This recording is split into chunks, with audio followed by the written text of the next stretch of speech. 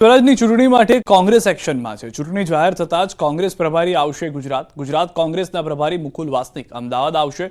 25 જાન્યુઆરીએ મુકુલ વાસનિકની અમદાવાદ મુલાકાત, કોંગ્રેસના વરિષ્ઠ નેતાઓ સાથે કરશે બેઠક। સ્થાનિક સ્વરાજની ચૂંટણી ગઠબંધનના મુદ્દે થશે ચર્ચા, આગામી કાર્યક્રમો અંગે પણ બેઠકમાં ઘડાશે રણનીતિ।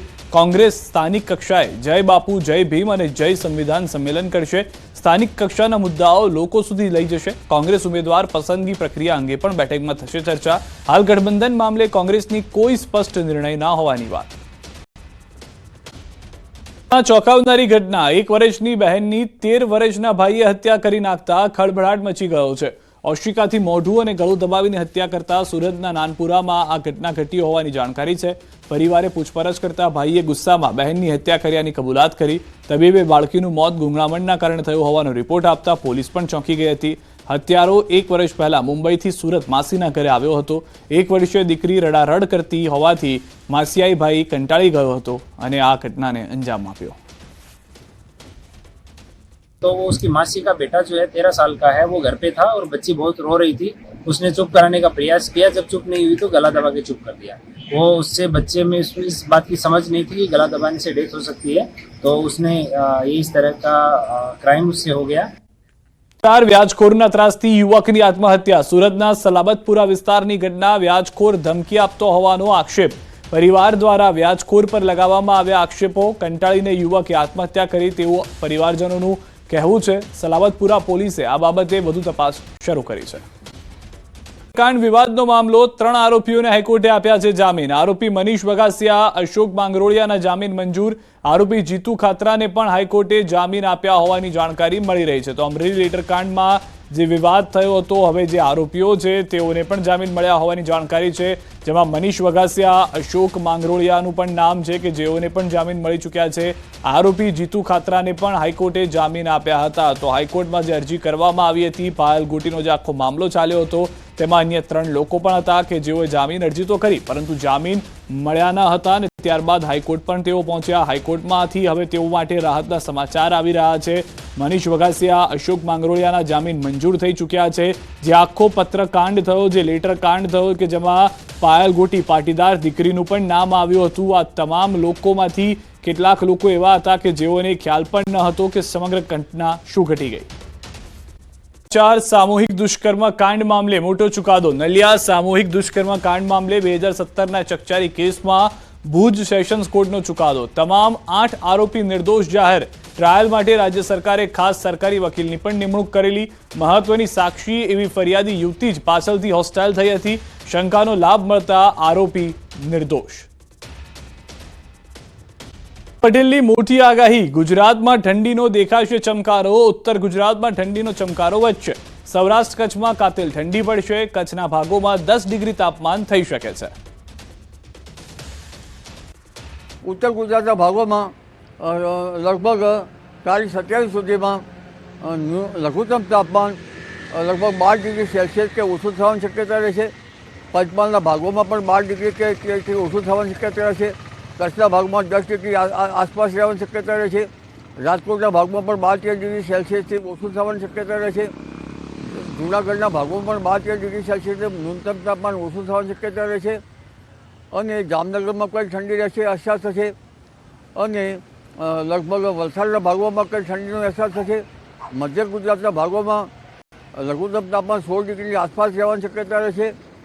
અને ઉલ્લેખનીય છે કે આ ઠંડી વધવાની સાથે સાથે આ ઠંડી જે છે એ હાડ થીજપતી ઠંડી હશે। તો ઠંડી સાથે કમોસમી વરસાદની પણ આગાહી કરી છે। 30 અને 31 તારીખે વેસ્ટર્ન ડિસ્ટર્બન્સ સર્જાશે। બંગાળના ઉપસાગરમાં ગતિવિધિ જોવા મળશે। 30 જાન્યુઆરીથી 5 ફેબ્રુઆરી વચ્ચે માવઠું થઈ શકે છે। તારીખ લગભગ 30-31 જાન્યુઆરીથી ફેબ્રુઆરીની શરૂઆત 4-5 ફેબ્રુઆરી સુધીમાં દેશના ઉત્તરીય પર્વતીય પ્રદેશોમાં ભારે હિમવર્ષા થવાની શક્યતા રહેશે। કેટલાક ભાગમાં કરા પડવાની શક્યતા રહેશે। કમોસમી વરસાદ થવાની શક્યતા રહેશે। કદાચ ગાજવીજ થઈ શકે, પણ ત્યાંની અસર છે મધ્યપ્રદેશના ભાગો સુધીમાં અને રાજસ્થાનના ભાગો સુધીમાં, રાજસ્થાનના સંલગ્ન ગુજરાતના ભાગો સુધીમાં, કચ્છના કેટલાક ભાગોમાં થવાની શક્યતા રહેશે। ફેબ્રુઆરી માસમાં હવામાનમાં વારંવાર પલટા આવશે।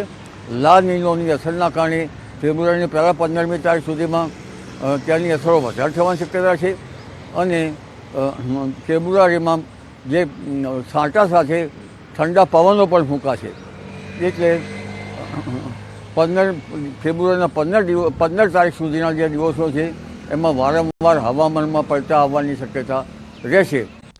શિક્ષકની અટકાયત. વીડી પટેલ નામના શિક્ષકની અટકાયત કરવામાં આવી છે. વિનોદ પટેલ મોડાસાનો છે, પ્રાથમિક શાળામાં નોકરી કરે છે.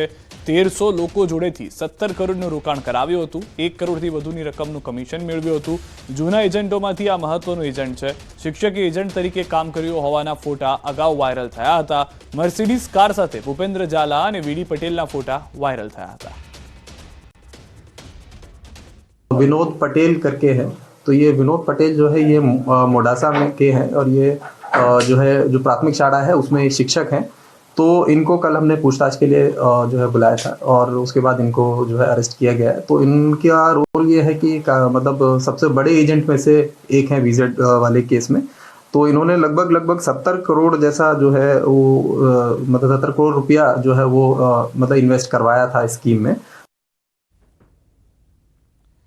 પાલનપુરમાં નાવ સ્ટાર્ટ નામની સ્કીમ બનાવી ઠગાઈ કરનાર 2 શખ્સોમાંથી એકને ઝડપી પાડવામાં આવ્યો છે. સ્કીમ ચલાવનાર 2 મુખ્ય શખ્સમાંથી નિરંજન શ્રીમાળીને ઝડપી પાડવામાં આવ્યો છે, જેની પૂછપરછમાં કેટલાક ખુલાસા થયા છે. આ શખ્સોએ સ્કીમ 2023માં શરૂ કરી હતી. આ સ્કીમમાં 15,000થી પણ વધુ રોકાણકારો છે. અત્યાર સુધી 130 કરોડ જેટલી રકમ ઉઘરાવી ચૂક્યા છે, જેમાંથી 86 કરોડ પરત આપવાના બાકી છે. રોજના 3% આપવાની વાત કરી તેમજ કમિશન આપવાનું કહી રોકાણકારોને લલચાવી રોકાણ કરાવ્યું હતું. આ સ્કીમ ફક્ત ગુજરાતમાં જ નહીં પરંતુ અન્ય રાજ્યમાં પણ કેટલાક રોકાણકારો હોવાનું સામે આવ્યું છે.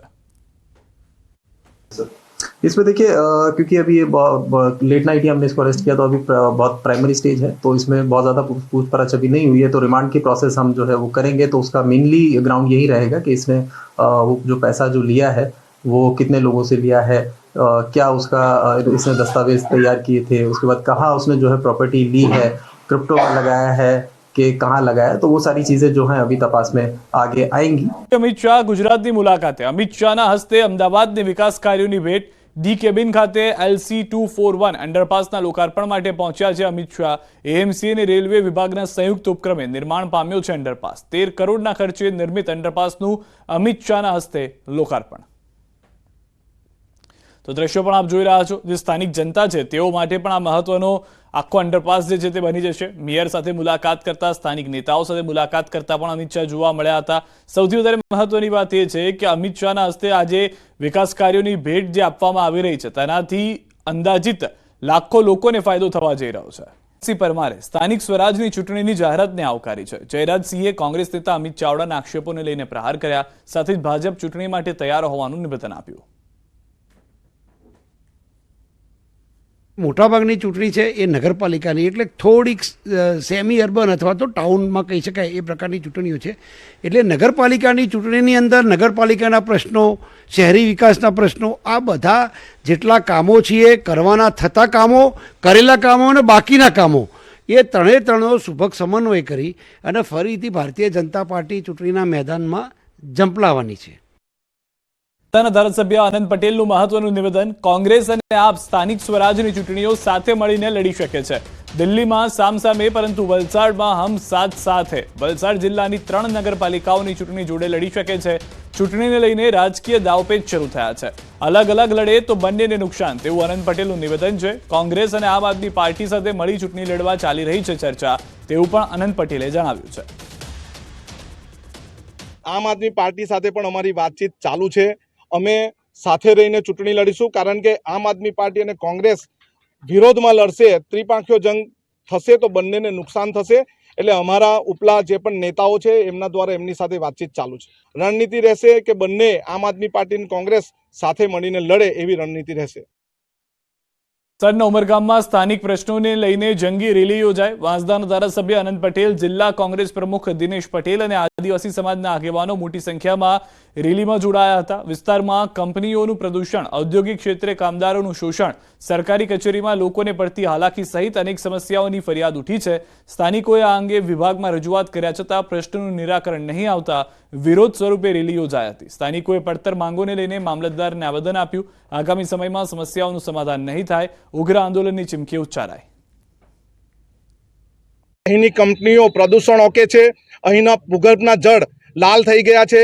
એવી જ રીતે અહીંની કંપની સ્થાનિક લોકોને રોજગારી આપતી નથી. જો અમારી વાત નહીં સાંભળશે અથવા અમારા પર થયેલા અત્યાચાર જો હવે અટકશે નહીં તો અમે ધરણા પ્રદર્શન કરીશું, અમારું આ આંદોલન ઉગ્ર કરીશું.